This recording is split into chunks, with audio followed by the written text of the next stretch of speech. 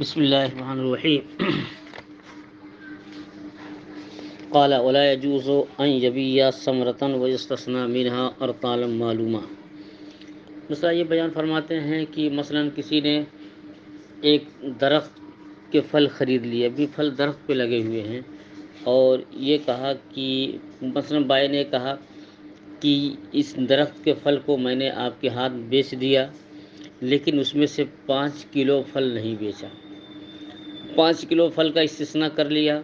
تو یہ بیع جائز نہیں ہے۔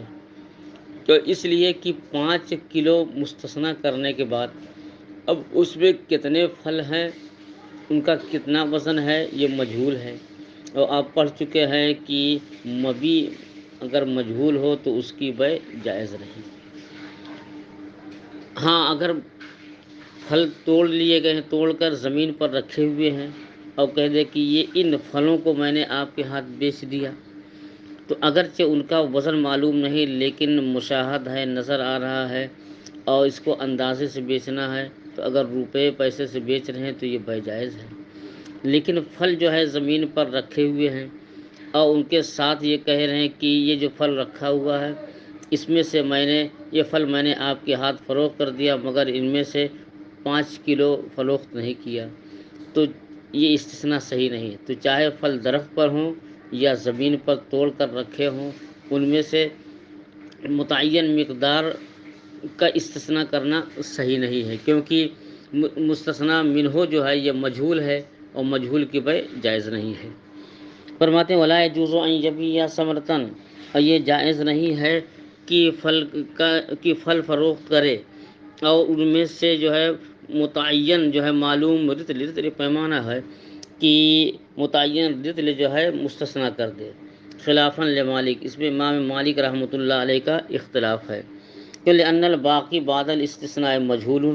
کیونکہ استثناء کے بعد جو پھل باقی ہیں وہ مجہول ہیں، بخلاف ما اذا باع واستثنى نخلا معینا۔ ہاں اگر کسی نے اپنا باغ فروخت کر دیا، کہ باغ بیچنے سے مطلب باغ کے پھل، مثلا کسی کے باغ میں 50 درخت آم کے ہیں، اور اس نے کہا کہ ہم نے یہ سارے درختوں کے پھل آپ کے ہاتھ فروخت کر دیے ہیں، البتہ ان 5 درختوں میں جو پھل ہیں ان کو فروخت نہیں کیا، تو یہ جائز ہے، کیونکہ درختوں پر لگے ہوئے پھل بیچیں اور متعین درخت کے پھل کا استثناء کر دیں تو یہ جائز ہے، کیونکہ مستثنیٰ منہ یہاں مجہول نہیں۔ مثلا کہہ دیا یہ 50 درخت پہ جو پھل ہیں ہم نے بیچ دیا، مگر فلاں فلاں فلاں 5 درختوں کے پھلوں کو نہیں بیچا، تو 5 درخت یہ مستثنیٰ ہو گئے، اور جو مستثنیٰ منہ ہے وہ تو مجہول نہیں بلکہ معلوم ہے کہ ان 5 کے علاوہ باغ میں جتنے پیڑ ہیں ان پر جو بھی پھل ہیں ان کو ہم نے فروخت کر دیا، تو اس میں کوئی حرج نہیں ہے۔ کہتے ہیں بخلاف جب اس نے بیچا اور استثناء کیا متعین درختوں کا، کیوں لأن الباقی معلوم بالمشاہدۃ، کیونکہ استثناء کے بعد جو درخت مستثنیٰ منہ ہیں یہ تو معلوم ہے کہ کن کن درختوں کا پھل بیچا ہے، معلوم بھی ہے، مشاہد بھی ہے، نظر بھی آ رہا ہے۔ قالوا ھذا روایت الحسن، صاحب رایہ فرماتے ہیں کہ فقہاء نے فرمایا کہ یہ جو ہے حضرت حسن بن زیاد کی روایت ہے امام اعظم سے، وہ ہوا قول الطحاوی، اور یہی امام طحاوی رحمۃ اللہ علیہ کا ارشاد ہے۔ اما علی ظاہر الروایہ، لیکن ظاہر روایہ میں کیا ہے کہ ینبغی ان یجوزا، کہ لأن الاصل ان ما یجوز ایراد العقد علیہ بانفرادہ یجوز استثناؤہ من العقد وبیع قفیز من صبرۃ جائز فقضا استثناؤہ۔ اب کہتے ہیں کہ جو مسئلہ متن میں ہے یہ اس سلسلے میں 2 قول ہے کہ ایک درخت کے پھل کو بیچے اور متعین کلو یا متعین رطل جو ہے مستثنیٰ کر لے تو جائز نہیں ہے، یہ تو متن میں ہے۔ فرماتے ہیں کہ یہ جو ہے کہ امام حسن کی روایت ہے امام اعظم سے، اور یہی امام طحاوی کا قول ہے، لیکن ظاہر روایہ کے مطابق یہ کہ یہ بیع جائز ہونی چاہیے، کیونکہ ظاہر روایہ میں ایک ضابطہ ہے، یہ ضابطہ یہ ہے کہ جس چیز کا خریدنا جائز اس کا استثناء کرنا بھی جائز۔ مثلا درخت میں پھل لگے ہوئے ہیں، اب وہ کتنے پھل ہیں یہ معلوم نہیں۔ اب کوئی کہہ دے کہ یہ درخت میں مثلاً جو آم لگے ہوئے ہیں ان میں سے 5 کلو آم میں نے خریدا، 5 کلو آم میں نے خریدا تو یہ بے جائز۔ تو اب ان درختوں کے ان پھلوں کو اگر بیچ دے اور یہ کہہ دے کہ ان میں سے 5 کلو پھل میں نے نہیں بیچا تو یہ بھی جائز ہونا چاہیے، کیونکہ جس چیز کی بے صحیح اس کا استثناء کرنا صحیح۔ جیسے کہ گیہوں کی ایک ڈھیری ہے اور اس میں سے کسی نے کہا کہ ہم نے اس میں سے 25 کلو گیہوں خرید لیا، تو 25 کلو گیہوں خریدنا جائز۔ تو گیہوں کی جو ڈھیری ہے اگر ڈھیری کوئی فروخت کر دے، کہتے اس گیہوں کی جو ڈھیری ہم نے فروخت کیا 25 کلو گیہوں کے سوا، تو یہ جائز ہے، کیوں جس چیز کا خریدنا جائز اس کا استثناء بھی جائز۔ جب یہ ضابطہ معلوم ہو گیا تو یہی ضابطہ آئیے آم کے درخت پر بھی نافذ کیجیے کہ اس درخت میں جتنے پھل ہیں ان میں سے ہم نے صرف 5 کلو خرید لیا تو یہ بے جائز۔ تو جو 5 کلو پھل خریدنا جائز ہے تو 5 کلو استثناء کرنا بھی جائز کہ اس درخت میں جتنے پھل ہیں 5 کلو کے سوا ہم نے سب کو خرید لیا ہے۔ تو ظاہر روایہ میں یہ ہے کہ متعین رطل یا متعین کلو کا استثناء کرنا صحیح ہے،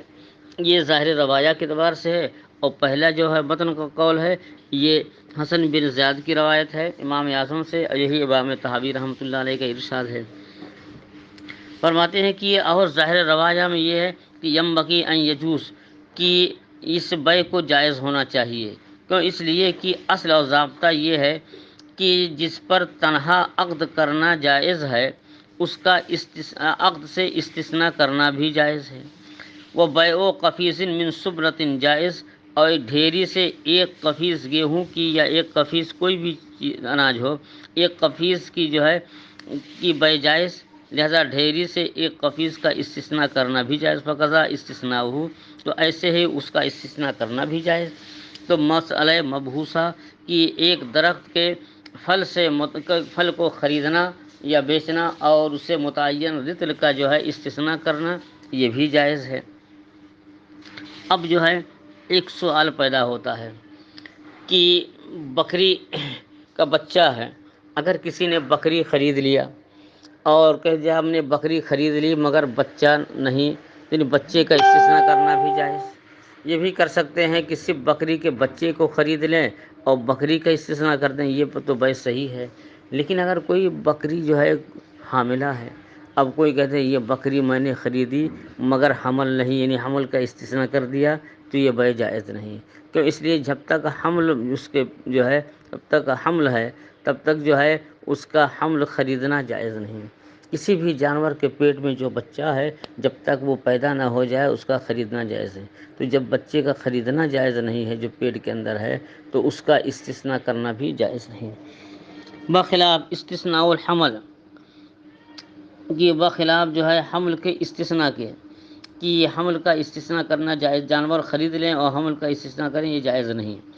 وہ اطراف الحیوان، کسی نے کہا کہ ہم نے یہ بکری کو خرید لیا مگر سوائے ان کے پیروں کے، تو بکری خریدیں پیر کا استثناء کر دیں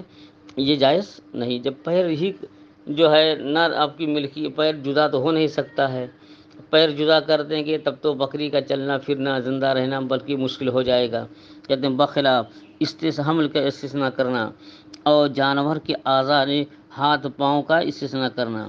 کیوں لأنہ لا یجوز بیعہ، کیونکہ تنہا جو ہے ان کی بیع جائز نہیں۔ فقضا استثناء تو ایسے ہی ان کا استثناء کرنا بھی جائز نہیں۔ ویجوز بیع الحنطۃ فی سنبلھا والباقلہ فی قشرہ، اور گیہوں کی بیع بالی کے اندر، سنبل کہتے ہیں بالی، آپ نے دیکھا ہوگا کہ کھیت میں جب اناج جو ہے جب پودا ہوتا ہے پھر اس میں جو ہے بالی نکلتی ہے اور بالی کے اندر دانہ ہوتا ہے، تو پہلے گیہوں کاٹتے ہیں پھر اس کے بعد بالی کی دوائی کرتے ہیں، اس کے اندر سے گیہوں نکلتا ہے۔ تو اگر کسی نے کھیتی کاٹنے کے بعد ابھی گیہوں بالی کے اندر تھا اور بالی کے اندر ہی گیہوں کو فروخت کر دیا تو یہ بیع جائز ہے یا نہیں۔ مٹر جو ہے آپ نے دیکھا ہوگا کہ کچی مٹر جو ہے وہ پھلی کے ساتھ ہی بیچ دیتے ہیں، چھلکے کے ساتھ ہی، تو کیا مٹر کی بے جو ہے پھلی کے ساتھ جو ہے جائز ہے یا نہیں؟ ایسے ہی باقلہ سبزی ہے کہ لوبیا، تو لوبیا کی بے جو ہے اس کے چھلکے کے ساتھ جائز ہے یا نہیں؟ فرماتے ہیں کہ گیہوں کی بے اس کی بالی میں، سنبل یعنی بالی میں، اور باقلہ کی بے اس کی جو ہے چھلکے کے ساتھ جائز ہے۔ وہ کزل ارز و سمسم، ایسے ہی چاول کی بے دھان کے اندر، دیکھیے پہلے کہتے اس کو دھان کہتے ہیں، اور جب اس کو پیٹتے ہیں یا مشین میں چلاتے ہیں تو اس کے اندر جو دانہ نکلتا ہے اس کو چاول کہتے ہیں۔ پھر جب وہ اس کی دوائی کرتے ہیں یا مشین میں چلاتے ہیں تو جو دانہ رہتا ہے کہ اس کا چھلکا دو حصوں میں ہو جاتا ہے، بیچ میں چاول نکلتا ہے، اگر اس کے چھلے اکٹھا ہو جائیں یا جو ہے تو فرماتے ہیں کہ ایک باقلہ کی بے جو ہے چھلکے میں، ایسے ہی گیہوں کی بے اور بالی میں، اور چاول کی بے دھان کے اندر، اور سمسم یعنی تل کی بے بھی چھلکے کے اندر جو ہے جائز ہے۔ وقال الشافعی لا يجوز بیع الباقلہ الاخضر، امام شافعی رحمۃ اللہ علیہ فرماتے ہیں کہ اگر جو ہے ہری باقلہ ہے تو پھلی کے اندر اس کی بے جائز نہیں۔ وکسل جوس واللوس والفستق فی قشرہی، ایسے ہی اخروٹ اور بادام اور پستہ کی بے اس کے جو ہے پہلے چھلکے میں جائز نہیں ان کے نزدیک۔ بادام آپ نے دیکھا ہوگا کہ بغیر چھلکے کے بھی فروخت ہوتا ہے، چھلکے کے اندر بھی ہوتا ہے، دونوں طرح بادام کی بے جائز ہے۔ لیکن یہ جو مارکیٹ میں بادام بکتا ہے جو چھلکے کے اندر، یہی پہلا چھلکا نہیں ہے، بلکہ اس چھلکے کے اوپر بھی ایک چھلکا ہوتا ہے، تو اس کو قشر اول کہتے ہیں۔ تو بادام اگر ابھی پہلے چھلکے کے اندر ہے تو اس کی بے جائز نہیں، امام شافعی رحمۃ اللہ علیہ کے ہیں۔ اور اس چھلکے کو چھڑانے کے بعد جو یہ سخت چھلکا ہوتا ہے جس کے ساتھ بادام دکانوں میں ملتا ہے، اس کے ساتھ تو اتفاق جائز ہے۔ ایسے ہی جو ہے پستہ بھی جو ہے بغیر چھلکے کے بکتا ہے، چھلکے کے اندر رہتا ہے، اور اس کو جو ہے توڑ کر کے کھاتے ہیں، لیکن اس چھلکے کے اوپر بھی ایک چھلکا ہوتا ہے، تو اگر ابھی پہلے چھلکے میں ہو تو بادام پستہ کی بے جائز یا نہیں؟ یہ حضرت امام شافعی رحمۃ اللہ علیہ کے نزدیک جائز نہیں، ہمارے نزدیک جائز ہے۔ اور یہی حال جو ہے اخروٹ کا بھی ہے کہ اخروٹ جو ہے یہ بغیر چھلکے کی بھی مارکیٹ میں فروخت ہوتا ہے، اور چھلکے کے ساتھ بھی ہوتا ہے، اس کو توڑ کر کے اخروٹ نکالتے ہیں، لیکن اس چھلکے کے اوپر بھی ایک چھلکا ہوتا ہے، تو یہاں مراد وہی پہلے چھلکے، کہ پہلے چھلکے کے ساتھ اخروٹ کی بے، بادام کی بے اور پستہ کی بے امام شافعی رحمۃ اللہ علیہ کے ہاں جائز نہیں۔ وَلَهُ، امام شافعی رحمۃ اللہ علیہ کی دلیل یہ ہے کہ فی سنبلہ قولان، امام لہو فی السنبل فی بئی سنبلۃ قولان، امام شافعی رحمۃ اللہ علیہ کی جو ہے بالی کے سلسلے میں دو قول ہے کہ گیہوں کی بے بالی کے اندر جائز ہے یا نہیں۔ ایک قول میں تو مطابق جائز ہے، ایک قول مطابق ناجائز ہے۔ ان کی دلیل یہ ہے اندنا جوس و کلو، اور ہمارے نزدیک سب کے سب جائز ہے، چاہے کہ بادام جو ہے بغیر چھلکے کے ہو، پہلے چھلکے میں ہو، دوسرے چھلکے میں ہو، سب جائز ہے۔ کیوں؟ امام شافعی کی دلیل، امام شافعی فرماتے ہیں کہ جو ہے چاہے بادام ہو یا پستہ ہو یا اخروٹ ہو، یہ جو مارکیٹ میں چھلکا ملتا ہے اس کے نہیں، اس کے اوپر جو پہلا چھلکا ہوتا ہے اس کے ساتھ بے جائز نہیں۔ کیوں؟ اس لیے کہ پہلا چھلکا ہوتا ہے اس کا کوئی فائدہ نہیں، کوئی منفعت نہیں، تو جب اس کی کوئی منفعت نہیں ہے، اچھا، اور اس کے اندر یہ مغز ہے یا نہیں، یہ پوشیدہ ہے، تو پوشیدہ بھی ہے، جو اصل مبی ہے یہ پوشیدہ ہے، اور اس کے اوپر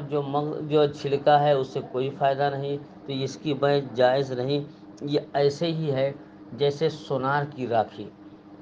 آپ سونار کی دکان پہ جائیں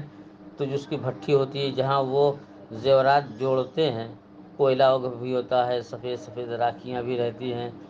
تو اسی میں یہ جوڑتے ہیں، پھر اسی میں جو ہے یہ اس کو جو ہے جس کو جوڑتے ہیں اس کو پانی کے اندر جو ہے ٹھنڈا بھی کرتے ہیں اور پھر راکھ کے اندر اس کو چھپاتے ہیں، طرح طرح کو ہے، پھر اس راکھ کو وہ چھانتے ہیں پھر بیچتے ہیں۔ اصل میں راکھ کے اندر جب اس کے زیور کی جوڑائی کرتے ہیں، کٹائی کرتے ہیں، کچھ ذرات آ جاتے ہیں، تو جب ان ذرات جو ہے آ جائیں گے تو اکٹھا ہو کر کے یہ جو ہے فروخت کر دیتے ہیں۔ تو اب فرماتے ہیں کہ یہاں کہ راکھ کی بے راکھی کے عوض سونار کی راکھی کے بے سونار کی راکھی کے عوض جائز نہیں ہے، کہ اس لیے کہ وہ راکھی کے اندر جو ہے کہ راکھی سے جیسے کوئی فائدہ نہیں، کوئی منفعت نہیں ہے، تو ایسے ہی جو ہے یہاں چھلکا جو پہلا چھلکا ہے اس کا کوئی فائدہ نہیں ہے، تو دونوں میں وجہ مشابہت یہی ہے۔ تو جیسے سونار کی راکھی کی بے جائز نہیں راکھی کے عوض، تو ایسے ہی جو ہے پہلے چھلکے کے ساتھ جو ہے بے جائز نہیں ہے۔ یہ بھی امام شافعی کی دلیل ہے۔ لہو امام شافعی کی دلیل کے اندر ماخوذ علیہ مستور، کہ ماخوذ علیہ پوشیدہ ہے، کہ اس کے اندر جو مغز بادام ہے، اب چھلکے کے اندر بادام ہے کہ نہیں ہے یہ معلوم نہیں، پہلے چھلکے کے اندر سے نظر نہیں آ رہا کہ اس میں پستہ ہے کہ نہیں ہے۔ فرماتے ہیں کہ ماخوذ علیہ مستور ہے بما لا منفعت، ایسی چیز سے چھپا ہے جس میں کوئی مشتری کے لیے کوئی فائدہ نہیں۔ فاشبہ تراب الصاغہ، تراب یعنی مٹی، صاغہ یہ ساغ سونار، تو یہ سونار کی مٹی کے مشابہ ہے۔ اذا بیع بجنسہ، جبکہ یہ راکھی کو راکھی کے عوض بیچیں، تو ہاں اگر سونار کی راکھی کو پیسے کے عوض بیچیں تو یہ جائز ہے۔ مولانا ہماری دلیل یہ ہے ما رویا عن نبی علیہ السلام، کہ حضور صلی اللہ علیہ وسلم سے جو مروی ہے کہ انہو نہا عن بیع النخل، کہ حضور اقدس صلی اللہ علیہ وسلم نے درخت پر لگے ہوئے پھلوں سے منع فرمایا ہے، حتیٰ یضحیٰ، جب تک کہ وہ خوب رنگین نہ ہو جائیں، یعنی پک نہ جائیں۔ تو درخت پہ جو پھل لگا ہوا ہے جب وہ پیلا ہو جائے جو ہے پک جائے تو خرید سکتے ہیں، پکنے سے پہلے نہ خریدیں۔ کیونکہ حضور صلی اللہ علیہ وسلم نے درخت پر چاہے کھجور کا پھل ہو یا کوئی اور، تو کھجور کے پھلوں کو کی بیع سے منع فرمایا، حتیٰ یضحیٰ، جب تک کہ وہ رنگین نہ ہو جائے، یعنی پکنے کا رنگ نہ آ جائے۔ وَأَنْ بَيْعِ السُّنبُلِ حَتَّىٰ يَبْيَضَّ، اور بالی کی بیع سے منع فرمایا ہے جب تک کہ وہ سفید نہ ہو جائے۔ وَيَأْمَنَ الْآحَا، اور آفت سے ہلاکت سے محفوظ نہ ہو جائے۔ تو دیکھیے بالی جب پہلے ہری ہوتی ہے تو اس میں بیج جو ہے یہ کچا رہتا ہے، جب بالی سفید ہو جاتی ہے تو اس میں بیج جو ہے اناج یہ پک جاتا ہے۔ تو جب تک بالی سفید نہ ہو جائے تب تک اس کی بیع نہ کی جائے، تاکہ وہ جو ہے خراب ہونے سے اس ہو جائے۔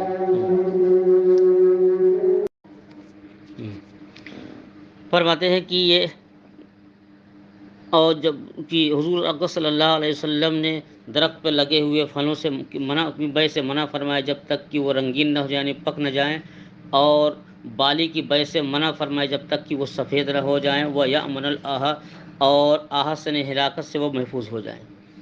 وَلِأَنَّهُ حَبٌّ مُنْتَفَعٌ بِهِ، دلیل آخری کہتے ہیں کہ اس کے اندر جو دانہ ہے اسے فائدہ ہوتا، منتفع بہی ہے۔ فَيَجُوزُ بَيْعُهُ فِي سُنبُلِهِ، تو اس کی بیع اس کے جو ہے بالی کے اندر جائز ہے۔ کالشعیر، جیسے کہ جو کی بیع، جو کے اوپر دیکھتے ہو کہ چھلکا ہوتا ہے، تو جو کی بیع چھلکے کے اندر جائز ہے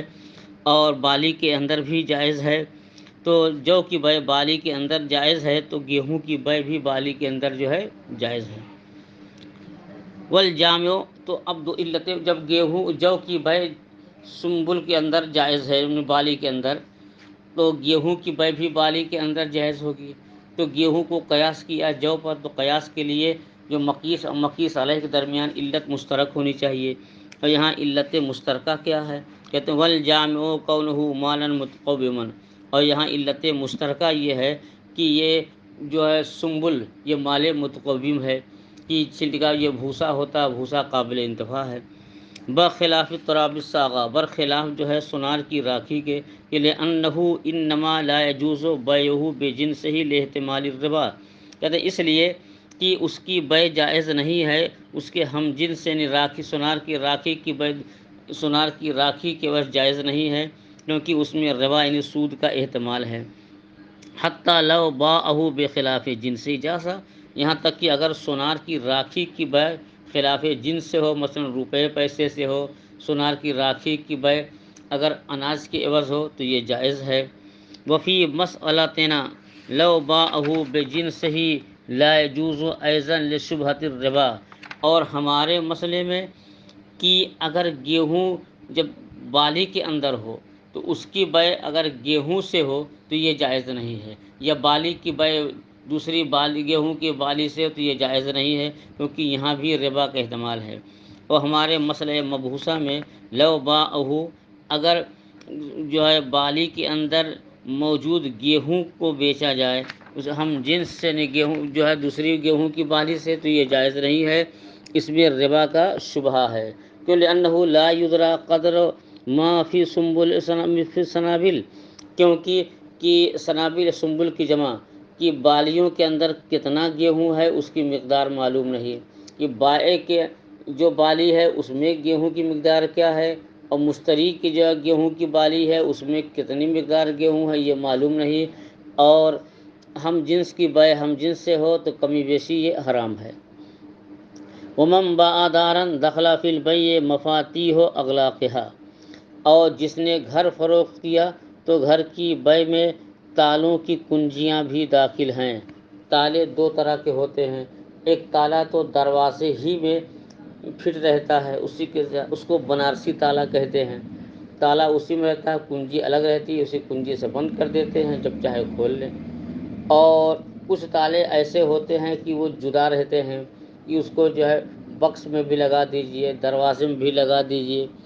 جہاں چاہیں آپ اس کو جو ہے لگا سکتے ہیں تالا۔ تو یہاں مسئلہ اس تالے کی نہیں ہے جو دروازے سے جدا ہو، اس تالے کی بے کا مسئلہ ہے کہ جو دروازے کے اندر متصل باتصال قرار ہوتے ہیں اسی میں فٹ کر دیے جاتے ہیں، جن کو بنارسی تالا کہتے ہیں۔ کسی نے مکان بیچا، اس میں بنارسی تالا لگا ہوا ہے، تو اب مکان کی بے میں کنجی بھی داخل ہوگی، کیونکہ جب تک کنجی نہیں ہوگی تو تالا نہیں کھلے گا، تالا نہیں کھلے گا تو مکان میں داخل کیسے ہوں گے؟ اور جو یہ الگ سے تالا ملتا ہے کوئی بھی کنجی لگا کے کھول سکتے ہیں اس کو، اور یہ تو قابل انتقال چیز ہے۔ ومن باع دارا، جس نے گھر فروخت کیا تو اس کی بے میں اس کے مکان کی تالے کی کنجیاں بھی داخل ہیں، تو لأنہ یدخل فیہ الاغلاق، کیونکہ مکان کی بے میں تالے بھی داخل، یہ مسئلہ گزر چکا ہے کہ جیسے زمین فروخت کریں تو زمین میں جو چیز متصل باتصال قرار ہیں تو بغیر صراحت کے وہ بھی مبی میں داخل، مثلا درخت، زمین میں درخت لگے ہوئے ہیں، زمین خریدی تو اس میں لگے ہوئے درخت طبعاً داخل ہو جائیں گے کیوں متصل باتصال قرار ہیں۔ ایسے وہ تالے جو درخت میں لگے ہوئے ہیں متصل باتصال، درخت جو دروازے میں لگے ہوئے ہیں یہ اور دروازہ مکان میں لگا ہے تو مکان سے دروازہ متصل باتصال قرار، اور دروازے میں یہ تالا بھی متصل کیا ہے باتصال قرار، اس لیے دونوں جو ہے جب بے جو میں مکان کی بے میں تالا داخل تو تالے کی بے میں طبعاً جو ہے کنجی بھی داخل ہوگی۔ فرماتے ہیں کہ اس لیے کہ مکان کی بے میں تالا داخل ہے، کیوں؟ لأنہا مرکبۃ فیہا للبقاء، کیونکہ تالا جو ہے یہ گھر میں متصل کر دیا گیا ہے باقی رکھنے کے لیے۔ والمفتاح یدخل فی بیع الغلق، اور تالے کی بے میں کنجی بھی داخل ہو جاتی ہے بغیر ذکر کے، لأنہ بمنزلۃ باعث منہ، کیونکہ یہ کنجی جو ہے تالے کے جز کی حیثیت رکھتی ہے، اذ لا ينتفع بہ، کیونکہ تالا سے انتفاع نہیں ہو سکتا ہے بغیر کنجی کے۔ تو جب بے میں جب مکان میں دروازہ داخل اور دروازے میں تالا متصل لگا ہوا ہے تو دروازے کی بے میں تالا بھی داخل، جب تالا بھی داخل ہے تو کنجی خود بخود داخل ہو جائے گی۔ اب ایک مسئلہ یہ رہ جاتا ہے کہ آپ نے گیہوں خریدا، مثلا یہ کہا کہ 10 کنٹل گیہوں جو ہے ہم نے خرید لیا، اس نے کہا کہ 2000 روپیہ کنٹل کی عوض ہم نے بیچ دیا، ایجاب و قبول ہو گیا۔ اب گیہوں وزن کرنے کی باری آئی تو گیہوں وزن کون کرے گا؟ کچھ دکانداری ہوتے ہیں مثلا سریا وغیرہ بیچتے ہیں تو وہ بیچیں گے بھی، اور کہیں گے کہ یہ سریا کی وزن کرائی یہ خریدنے والے کے ذمے ہے، یہ ہندوستان میں رائج ہے، کہیں کہیں یہ ناجائز ہے، کیونکہ بائع کے ذمے مبی مشتری کے حوالے کرنا ہے، اور جب تک جو ہے مبی کو وزن نہیں کریں گے تو مشتری کے حوالے کیسے کریں گے؟ تو مبی کو وزن کرانا یا بائع کے حوالے مشتری کے حوالے کرنا یہ بائع کا کام ہے، اور وزن نہیں کریں گے تو خود اس کا بھی نقصان ہو سکتا ہے۔ تو مبی کے وزن کرنے کی جو اجرت ہوتی ہے وہ بائع پر ہوتی ہے، مشتری پر نہیں ہے۔ ایسے ہی پہلے زمانے میں جو ہے سونا اور چاندی کے سکے ہوتے تھے، تو ان سکوں کے عوض بیع ہوتی تھی، تو اب کہہ دیا 1 کلو جو ہے چاندی کے سکے کے عوض 1 کلو سونے کے سکے کے عوض، تو اب جو ہے چاندی اور سونے کے سکے کون وزن کرے، اس کا مسئلہ ہے۔ لیکن زمانے میں تو خیر روپے کے عوض ہوتی ہے، تو روپیہ گننے میں کوئی دقت نہیں، نہ کوئی اجرت ہوتی ہے، لیکن مبی کے وزن کرنے کی اجرت کس کے ذمے ہے، بائع کے یا مشتری کے؟ تو فرماتے ہیں کہ وہ بائع کے ہے۔ وقضا و اجرت الکیال، کیال ناپنے کی اجرت، مبی کے ناپنے کی اجرت، و ناقد الثمن، اور ثمن یعنی چاندی اور سونے کے سکے کے پرکھنے کی جو ہے اجرت، یہ بائع پر ہے، کیونکہ مشتری نے خرید لیا، چاندی یا سونے کا سکہ دے دیا، اب یہ سکہ اصلی ہے کہ نقلی ہے، یا اس میں کتنے پرسنٹ جو ہے چاندی یا سونا ہے، کتنے پرسنٹ دوسرا جو ہے دوسرا مال مکس ہے اس میں، تو یہ تو کام کس کا ہے؟ بائع کا، کہ بائع خود مطمئن ہو جائے کہ ہاں یہ سکہ کھرا ہے یا کھوٹا ہے، تو اجرت وہی دے گا۔ فرماتے ہیں کہ ناپنے کی، مبی کے ناپنے کی اجرت اور ثمن کے جو ہے پرکھنے کی اجرت یہ بائع پر ہے۔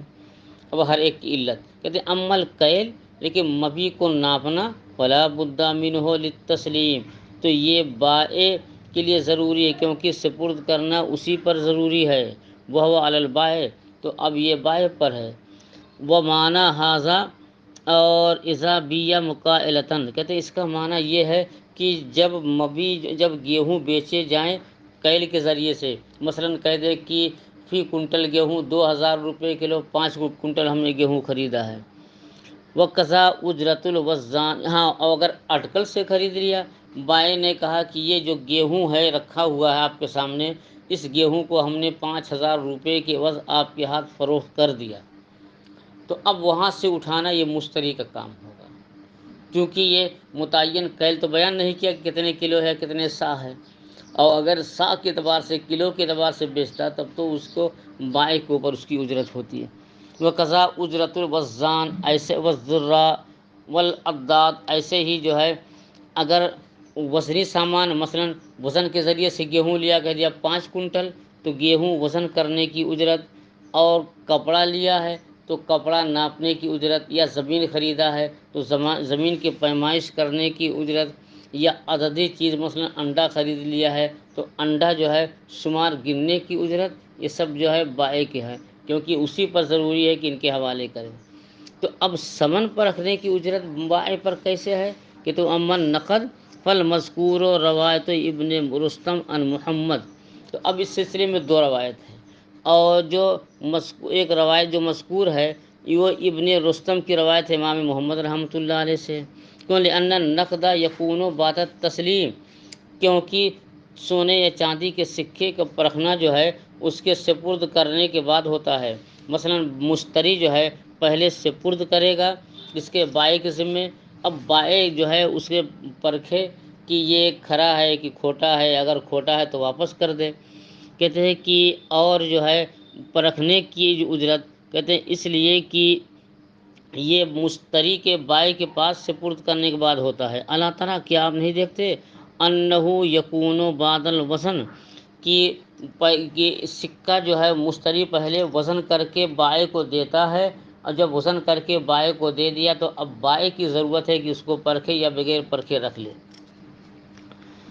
والبائع هو المحتاج الیہ، اور سونے یا چاندی کے سکے کے پہرے رکھنے کی حاجت بائع کو ہے، لیمیز ما تعلق بہ حقہ من غیرہ، تاکہ جس چیز میں اس کا حق متعلق ہوتا ہے اس کو ممتاز کر لے دوسرے سے، کہ اس میں دھات کتنی ہے اور کتنی پرسنٹ چاندی ہے۔ اور اگر عیب زیادہ ہے تو اس کو واپس کر دے، اگر بغیر پرکھے رکھ لے گا تو بعد میں دقت ہوگی، تو عیب دار ہے تو اس کو واپس کر دے گا، تو یہ واپس کب ہوگا؟ جب تک کہ کوئی پرکھے گا، تو یہ اس کے ذمے ہے۔ فرماتے ہیں کہ لِأَنَّهُ يَحْتَاجُ جو کہ اور کیا آپ نہیں دیکھتے کہ اس کو پرکھنے کا کام جب ہے وزن کرنے کے بعد ہوتا ہے، اور بائیں ہی جو ہے وہ پرکھنے کی بائیں ہی کو پرکھنے کی حاجت ہے، تاکہ جس چیز میں اس کا حق متعلق ہے اس کو ممتاز کر لے، اور لِيَعْرِفَ الْمُعِيبَ تاکہ عیب کو وہ جان لے، تاکہ اس کو وہ واپس کر سکے۔ یہ تو ایک روایت ہوئی ابن رستم کے امام محمد سے، اور ابن سماعہ کی روایت امام محمد سے ہے کہ علی المشتری کہ چونکہ یہ سمن ہے اور سمن دینا یہ مشتری کے حوالے ہے، تو اب اس کے پرکھنے کی اجرت جو ہے مشتری پر ہے۔ کیوں؟ لِأَنَّهُ يَحْتَاجُ إِلَىٰ تَسْلِيمِ الْجَيِّدِ الْمُقَدَّرِ کیونکہ جتنا سمن متعین ہے وہ بائع کے پاس سپرد کرنا اسی کے ذمے ہے کہ جو اچھا سکہ ہے وہ وزن کرے، اور اچھا ہے کہ کھوٹا ہے یہ پرکھنے کے بعد معلوم ہوگا۔ اور ابن سماع کی روایت امام محمد سے ہے کہ سکوں کے پرکھنے کی جو ہے اجرت یہ مشتری پر ہے، کیونکہ مشتری کو حاجت ہے کہ مقررہ عمدہ سکے بائع کے حوالے کر دے۔ والجوتۃ تعرف بالنقد اور عمدگی یہ پہچانی جاتی ہے پرکھنے ہی سے، کما یعرف القدر بالوزن جیسے کہ وزن کی معرفت حاصل ہوتی ہے، وزنی چیز کی معرفت حاصل ہوتی ہے وزن کر کے، فیکون علیہ تو اب اس کو جو ہے پرکھنا جو ہے پرکھنے کی اجرت بائع پر نہیں بلکہ مشتری پر ہے۔ ہاں اب اگر جو ہے یہ طے ہوا کہ یہ سامان ہم نے خریدا 1 کلو چاندی کے عوض یا 1 کلو سونے کے سکے کے عوض، تو اب چاندی کون وزن کرے گا؟ تو ظاہر ہے کہ چاندی یہ سمن ہے اور سمن دینا مشتری کے ذمے ہے، تو اب مشتری جو ہے سمن کو وزن کروائے۔ مثلا یہ کہا کہ 1 کنٹل گیہوں ہم نے خریدا اور 50 کلو چنا کے عوض، تو اب 1 کنٹل گیہوں یہ وزن کرنا یہ بائع کے ذمے ہے، اور 50 کلو چنا جو سمن ہے وہ مشتری کے ذمے ہے۔ فرماتے ہیں اجرت وزان الثمن علی المشتری سمن کے وزن کرنے کی اجرت مشتری پر ہے، لما بینا جیسا کہ ہم نے بیان کیا کہ انہ هو المحتاج الی تسلیم الثمن کہ سمن کے سپرد کرنے کی حاجت اسی کو ہے۔ وہ بالوزن يتحقق التسلیم اور وہ سمن کو وزن کرنے کے بعد ہی سپرد کرنا متحقق ہوگا، جب تک کہ وزن نہ کیا جائے تو یہ کیسے سپرد کرے گا۔ ومن باع صلۃ بالثمن اور جس نے سامان بیچا روپے کے عوض، جیسے آج کل بیع ہو رہی ہے کہ مثلا مارکیٹ سے آپ جوتا خریدنے گئے، آپ نے جوتا خرید لیا کہ یہ جوتا اس نے کہا 1000، تو 1000 روپے کے جو ہے آپ نے جوتا خرید لیا، تو اب جو ہے پہلے دکاندار نے کہا پہلے کہ پیسے دیجیے آپ تو ہم جوتا دیں گے، اور جو ہے وحید الرحمن چالاک آدمی کہہ رہا پہلے جوتا دیجیے، جوتا لینے کی عادت ہے، وہ کہہ رہا جوتا پہلے دیجیے تب ہم سمن دیں گے، تو اب دونوں میں اختلاف ہو گیا۔ اب باب الاختر بھاگ کر کے دارالفتاء آئے کہ حضور جو ہے یہ وحید الرحمن میں اور دکاندار میں اختلاف ہو گیا، دکاندار کہہ رہا کہ پہلے آپ پیسے دیجئے پھر ہم جوتا دیں گے، اور وہ کہہ رہا کہ پہلے ہم کو جوتا دیجئے، تو کیا فیصلہ ہے؟ ہم نے کہا ہدایہ کھولو کہ من باع صلۃ بثمن جس نے سامان فروخت کیا سمن کے عوض، قیل للمشتری تو مشتری سے کہا جائے گا ادفع الثمن اولا کہ پہلے تم قیمت دو۔ اصل میں ایسا ہے کہ مبی جو ہے خرید ایجاب و قبول سے مبی متعین ہو جاتی ہے، تو جو جوتا آپ نے خرید لیا ہاں کر دیا، اور اب دوسرا گراہک آیا تھا یہ جوتا مجھے دے دیجئے، اگرچہ ابھی آپ نے پیسہ نہیں دیا ہے تو بائع وہ جوتا کسی اور کے حوالے نہیں کر کسی اور کے ہاتھ نہیں بیچ سکتا ہے، کیونکہ بالکل شروع میں آپ نے پڑھا ہے کہ اذا حصل الایجاب والقبول لزم البیع کہ جب ایجاب و قبول ہو گیا تو بیع لازم ہو گئی، تو اگرچہ ابھی ثمن کی ادائیگی نہیں ہوئی، ایجاب قبول ہو گیا، بے لازم ہو گئی، جب بے لازم ہو گئی تو مبی پر جو ہے مشتری کا حق ثابت ہو گیا، اسی لیے اب بائع اس جوتے کو کسی اور کے ہاتھ نہیں فروخت کر سکتا ہے۔ تو ایجاب و قبول ہوتے ہی مبی پر مشتری کا حق ثابت ہو جاتا ہے، اگرچہ قیمت نہیں دیا ہے۔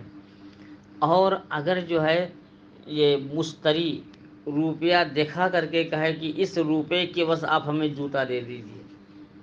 1000 500 کا 2 نوٹ دکھایا، کہا اس روپے کے بس آپ ہمیں جوتا دے دیجیے، اور اس ایجاب و قبول ہو گیا، لیکن مشتری پر وہی 5 کے 2 نوٹ دینا واجب نہیں ہے، کیونکہ اس لیے روپیہ پیسہ متعین نہیں ہوتا۔ تو جب وہ اس کو اختیار چاہے 100 کے 10 نوٹ دے دے، یا 200 کے 5 نوٹ دے دے، یا 10 کی 1000 ایک گڈی دے دے، بہرحال کچھ بھی کر سکتا ہے وہ۔ تو ثمن پر بائع کا حق اس وقت ثابت ہوگا جب اس کے حوالے کر دے، اور مبی پر تو اس کا حق پہلے ہی ثابت ہو چکا ہے، تو اس لیے پہلے کہا جائے گا کہ تم پہلے ثمن دو، تاکہ ثمن پر بائع کا حق ثابت ہو جائے، جیسے مبی پر تمہارا حق ثابت ہو چکا ہے۔ جس نے سامان بیچا ثمن کے وقت، تو مشتری سے کہا جائے گا کہ تم ثمن پہلے دے دو، لأن حق المشتری تعین فی المبی، کیونکہ مبی کا حق کیونکہ مشتری کا حق مبی میں متعین ہو چکا ہے، فیقدم دفع الثمن، تو اب ثمن کا دینا مقدم کرے گا، لتعین حق البائع، تاکہ بائع کا حق متعین ہو جائے قبضے کے حق میں، لأنہ کی تاکہ اس پر بائع کا حق متعین ہو جائے قبضہ کر کے، لما انہ لا یتعین بالتعین، کیوں اس لیے کہ مبی متعین کے ثمن متعین نہیں ہوتا ہے متعین کرنے سے۔ 1000 کا نوٹ 500 کا نوٹ دکھا کر کے آپ نے جوتے کے ایجاب و قبول کر لیا، پھر بھی کہ وہی روپے متعین نہیں ہیں، اس کے بدلے میں آپ دوسرا روپیہ دے سکتے ہیں، کیوں اس لیے کہ ثمن متعین نہیں ہوتا متعین کرنے سے، تو تحقیقاً للمساوات، تاکہ مساوات ثابت ہو جائے کہ مشتری کا حق تو مبی پر ثابت ہو ہی چکا ہے، تو اب یہ ثمن پہلے دے دے، تاکہ بائع کا حق بھی ثمن پر ثابت ہو جائے۔ ومن باع صلة بصلة، اور جس نے سامان کو سامان کے عوض بیچا، اور ثمنا بثمن، یا ثمن کو ثمن کے بدلے میں روپے پیسے چاندی سونا، یہ دونوں ثمن خلقی ہیں، چاندی کو چاندی کے عوض بیچا، یا سونے کو سونے کے عوض بیچا، یا چاندی کو سونے کے عوض بیچا، اور جس نے سامان کو سامان کے بدلے بیچا، یا ثمن کو ثمن کے بدلے، یعنی چاندی کو چاندی کے بدلے، قیل لہما سلما معا، تو ان لوگوں سے کہا جائے گا کہ ایک ساتھ ہی دونوں ایک دوسرے کے حوالے کریں، ایک ہاتھ سے بائع وہ مبی اس کے حوالے کرے، دوسرے ہاتھ سے مشتری ثمن اس کے حوالے کرے،